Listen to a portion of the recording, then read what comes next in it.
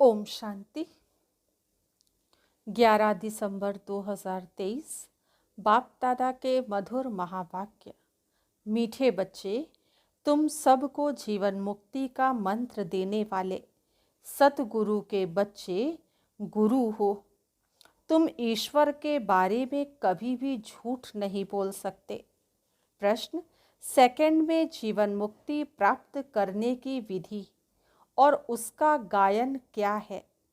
उत्तर: second में जीवन मुक्ति प्राप्त करने के लिए प्रवृत्ति में रहते कमल फूल समान पवित्र बनो।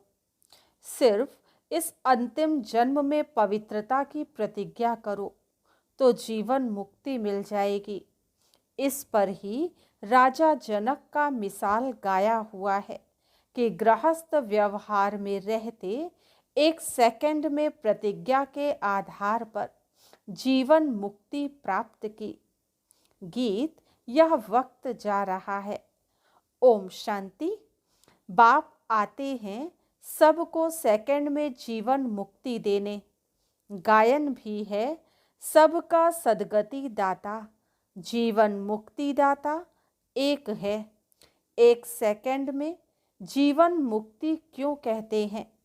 जैसे राजा जनक का मिसाल है। उनका नाम जनक था, परंतु भविष्य में वही अनुजनक बनता है।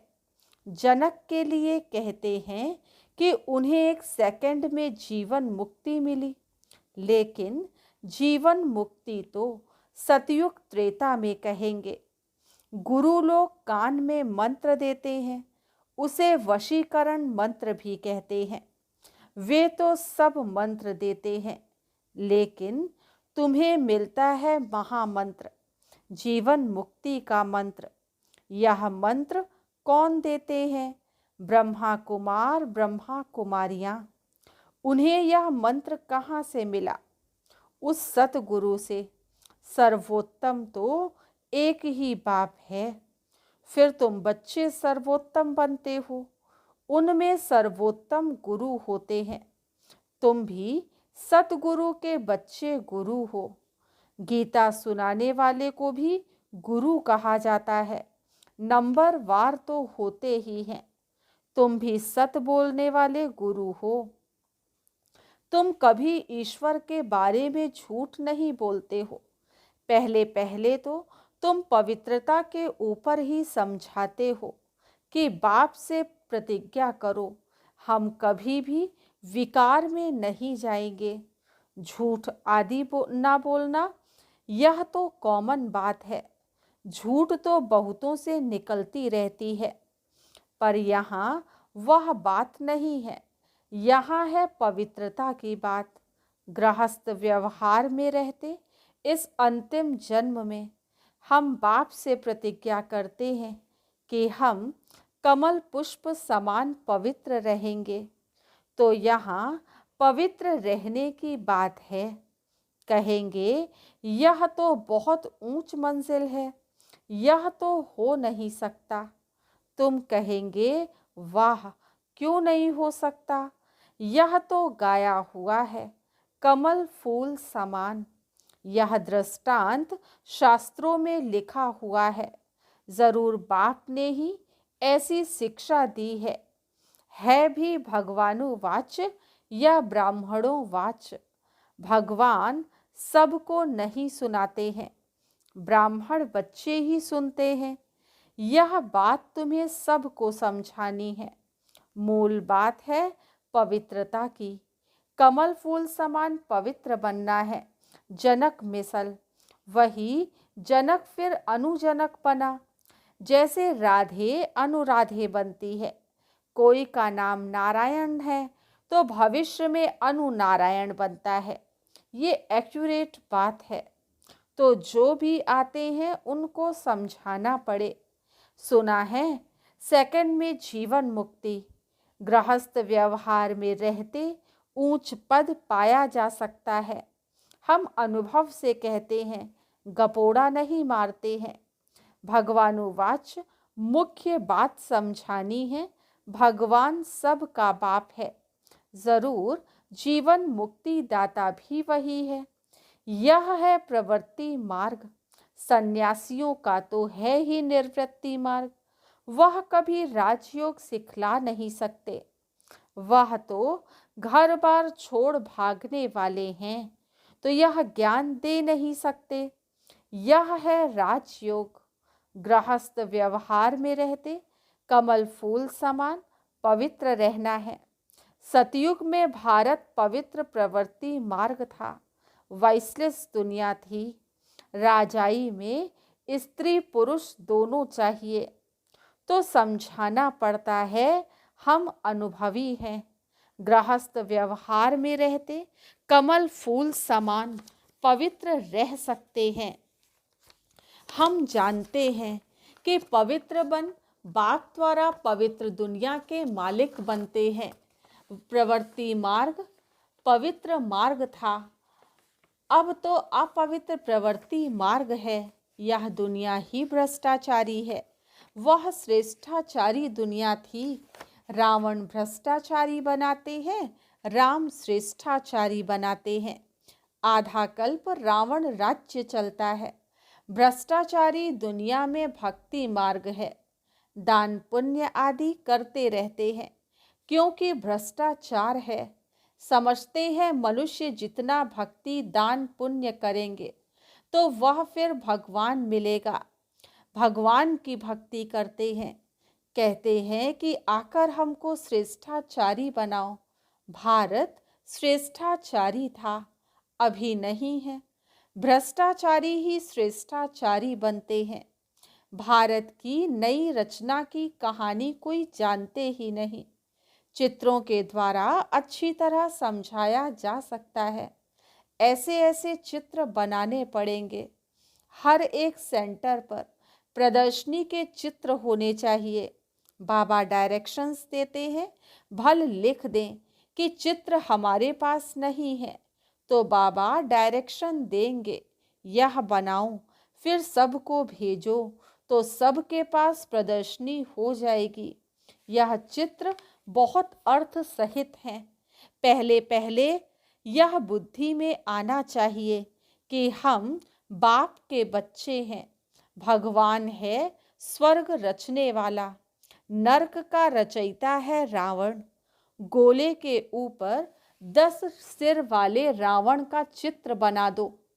स्वर्ग के गोले पर चतुर्भुज लिख भी सकते हैं, यह राम राज्य, यह रावण राज्य।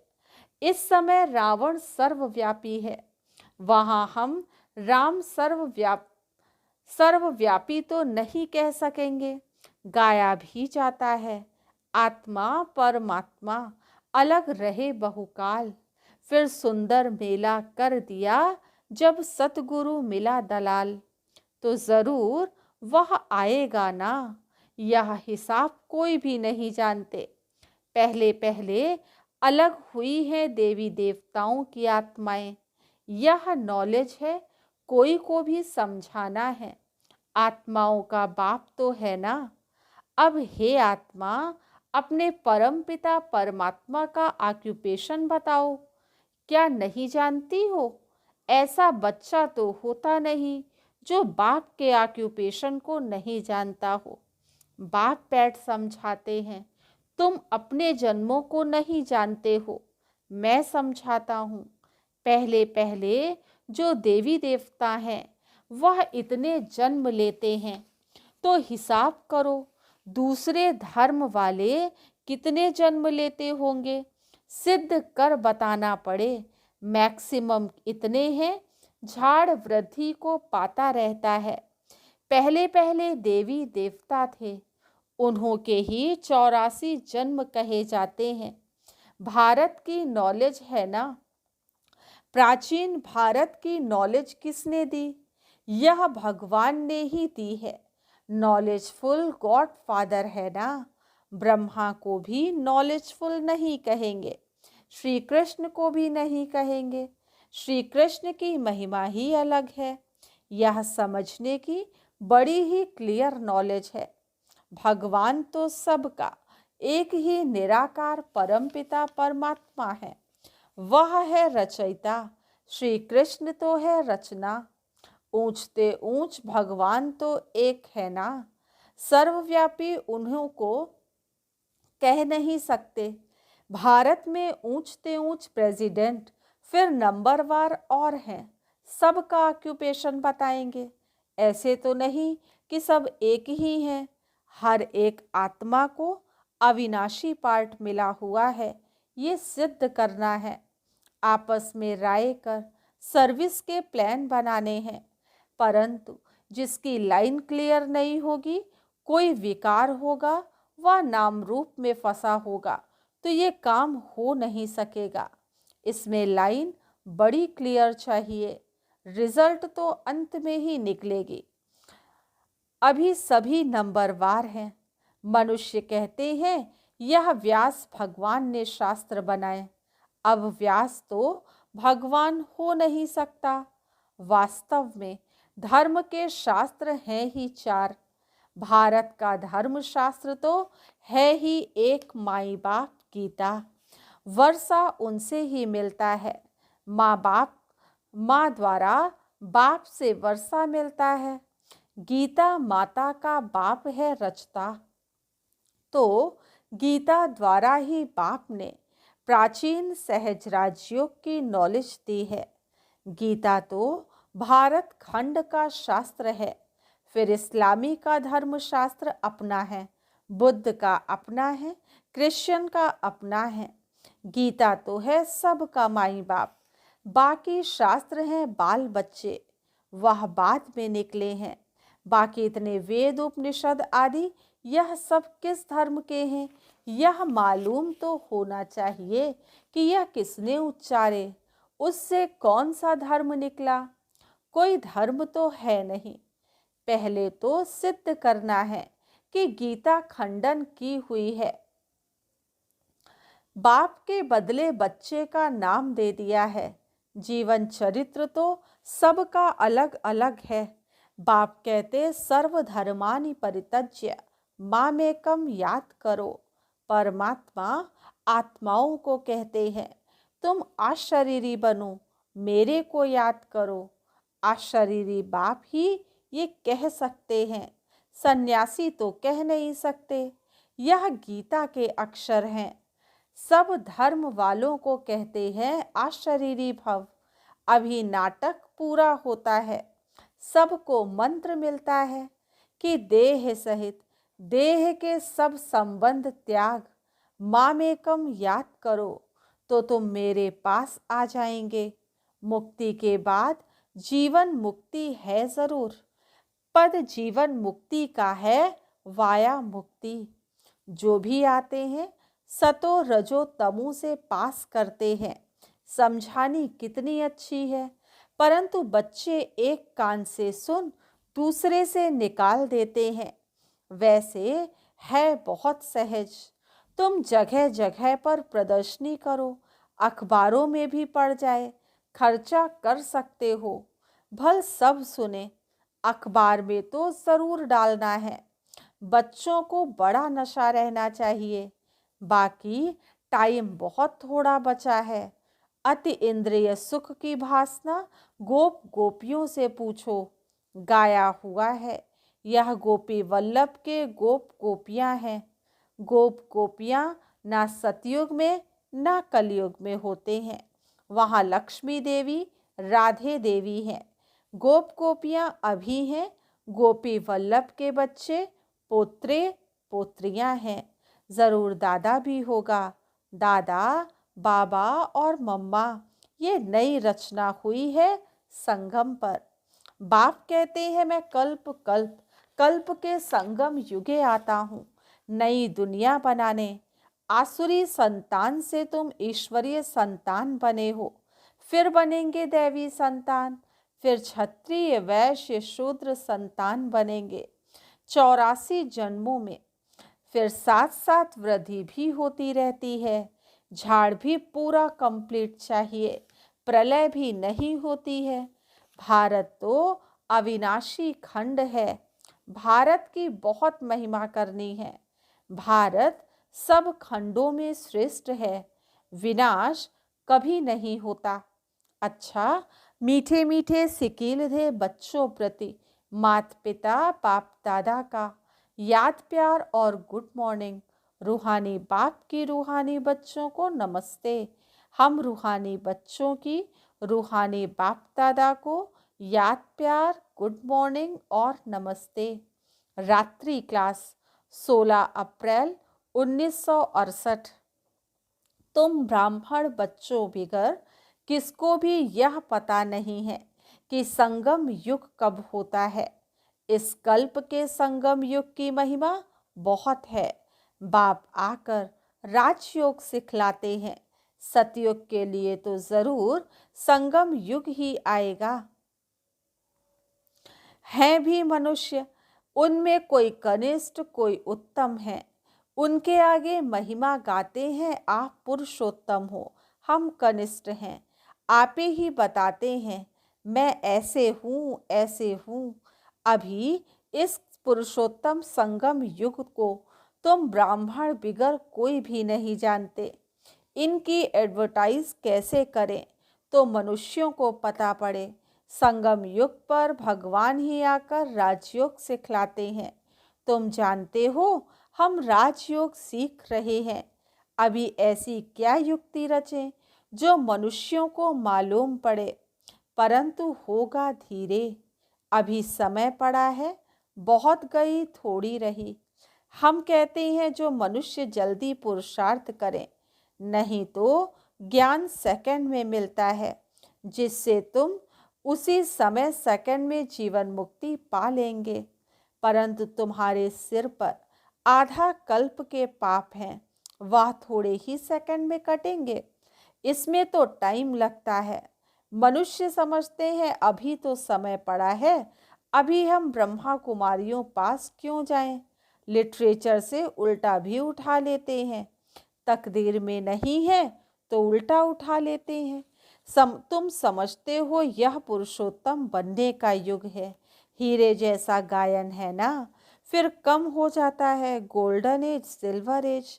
यह संगम युग है डायमंड एज, सतयुग है गोल्डन एज। यह तुम जानते हो। स्वर्ग से भी यह संगम अच्छा है, हीरे जैसा जन्म है। अमर लोक का गायन है ना, फिर कम होता जाता है। तो यह भी लिख सकते हो पुरुषोत्तम संगम युग है डायमंड, सतयुग है गोल्डन, त्रेता है सिल्वर, द्वापर है कॉपर और कलयुग है आयरन। यह भी तुम समझा सकते हो। संगम पर ही हम मनुष्य से देवता बनते हैं, 8 रत्न बनाते हैं ना, तो डायमंड को बीच में रखा जाता है। संगम का शो होता है। संगम युग है ही हीरे जैसा। हीरे का मान संगम युग पर है। योग आदि सिखलाते हैं जिसको स्पिरिचुअल योग कहते हैं, परंतु स्पिरिचुअल तो फादर ही है। रूहानी फादर और रूहानी नॉलेज संगम पर ही मिलती है। मनुष्य जिनमें देह अहंकार है, वह इतना जल्दी कैसे मानेंगे। गरीब आदि को समझाया जाता है। तो यह भी लिखना है संगम युग इस डायमंड, उनकी आयु इतनी। सतयुग गोल्डन एज तो उनकी आयु इतनी। शास्त्रों में भी स्वास्तिका निकालते हैं। तो तुम बच्चों को भी यह याद रहे तो कितना खुशी रहे। स्टूडेंट्स को खुशी रहती है ना। Student life is the best life. यह तो सोर्स ऑफ इनकम है। यह है मनुष्य से देवता बनने की पाठशाला। देवताएं तो विश्व के मालिक थे, यह भी तुमको मालूम है। तो अथाह खुशी होनी चाहिए। इसलिए गायन है अति इंद्रिय सुख। गोपी वल्लभ के गोप गोपियों से पूछो। टीचर अंत तक पढ़ाते हैं तो भी टीचर अंत तक पढ़ाते हैं तो उनको अंत तक याद करना चाहिए। भगवान पढ़ाते हैं और फिर भगवान साथ भी ले जाएंगे। पुकारते भी हैं लिबरेटर गाइड, दुख से छुड़ाओ। सतयुग में दुख होता ही नहीं। कहते हैं विश्व में शांति हो। बोलो आगे कब थी, वह कौन सा युग था, किसको भी पता नहीं है। राम राज्य सतयुग, रावण राज्य कलयुग, यह तो जानते हो ना। बच्चों को अनुभव सुनाना चाहिए, बस क्या सुनाऊं दिल की बात। बेहद का बाप बेहद की बादशाही देने वाला मिला, और क्या अनुभव सुनाऊं, और कोई बात ही नहीं। इस जैसी खुशी और कोई होती ही नहीं। कोई को भी किसी से रूठकर वास्तव में घर में नहीं बैठना चाहिए। यह जैसे अपनी तकदीर से रूठना है। पढ़ाई से रूठा तो क्या सीखेंगे। बाप को पढ़ाना ही है ब्रह्मा द्वारा, तो एक दो से कभी रूठना नहीं चाहिए। ये है माया। यज्ञ में असुरों के विघ्न तो पड़ते हैं ना। अच्छा, मीठे मीठे रूहानी बच्चों प्रति रूहानी बाप व दादा का याद प्यार गुड नाइट। रूहानी बच्चों को रूहानी बाप की नमस्ते। हम रूहानी बच्चों की रूहानी बाप दादा को याद प्यार गुड नाइट और नमस्ते। आज की मुरली से धारणा के लिए मुख्य सार। फर्स्ट पॉइंट है, बाप जो सुनाते हैं वह एक कान से सुन दूसरे से निकालना नहीं है। ज्ञान के नशे में रहे अतीन्द्रिय सुख का अनुभव करना है। सेकेंड पॉइंट, सभी को एक सेकंड में मुक्ति जीवन मुक्ति का अधिकार देने के लिए यही महामंत्र सुनाना है कि देह सहित देह के सब संबंधों को त्याग, बाप को याद करो। आज का वरदान, क्लियर बुद्धि द्वारा हर बात को परख कर यथार्थ निर्णय करने वाले सफलता मूर्त भव। क्लियर बुद्धि द्वारा हर बात को परख कर यथार्थ निर्णय करने वाले सफलता मूर्त भव। जितनी बुद्धि क्लियर है उतनी परखने की शक्ति प्राप्त होती है। ज़्यादा बातें सोचने के बजाय एक बाप की याद में रहो। बाप से क्लियर रहो तो हर बात को सहज ही परख कर यथार्थ निर्णय कर सकेंगे। जिस समय जैसी परिस्थिति, जैसा संपर्क संबंध वाले का मूड, उसी समय पर उस प्रमाण चलना, उसको परख कर निर्णय लेना, ये भी बहुत बड़ी शक्ति है जो सफलता मूर्त बना देती है। स्लोगन, ज्ञान सूर्य बाप के साथ लकी सितारे वह हैं जो जग से अंधकार को मिटाने वाले हैं, अंधकार में आने वाले नहीं। ज्ञान सूर्य बाप के साथ लकी सितारे वह हैं जो जग से अंधकार को मिटाने वाले हैं, अंधकार में आने वाले नहीं।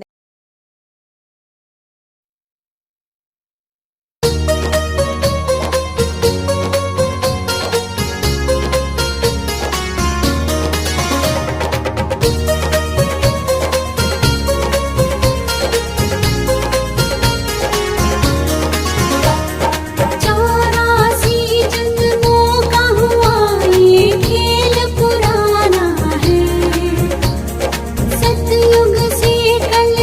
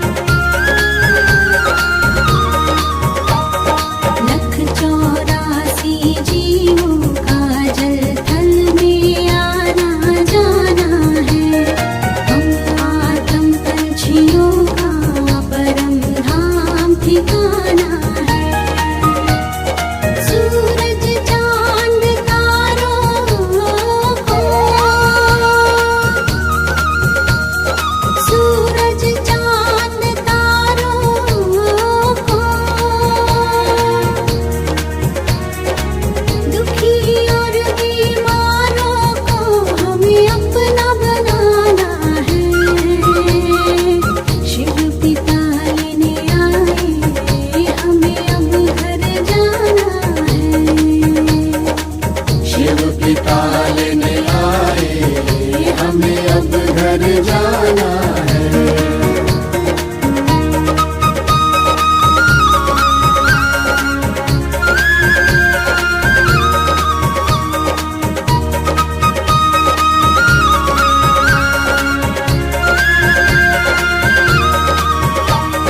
धन तीरथ मन मूरत है, मेरा हर बच्चा भागीरथ है। मानव को देव बनाना शिव पिता की जैसी सीरत है। अपने कुल परिजनों को, अपने कुल परिजनों को भव सागर पार कराना है। शिव पिता प्रभु पिता लेने आए, हमें अब घर जाना है। शिव पिता लेने आए, हमें अब घर जाना है।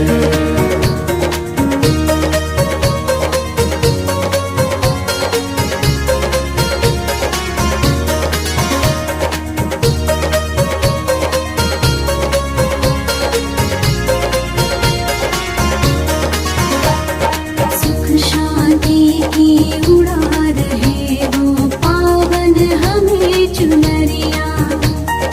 माया मोह से दूर वो बनाए स्वर्ग नगरिया। राधे कृष्ण के संग वहाँ, राधे कृष्ण के संग वहाँ, राधे कृष्ण के संग वहाँ मेरा सिर रचाना है। शिव पिता प्रभु पिता लेने आए, हमें अब घर जाना है। शिव पिता लेने आए, हमें अब घर जाना है। शिव पिता लेने आए, हमें अब घर जाना है। शिव पिता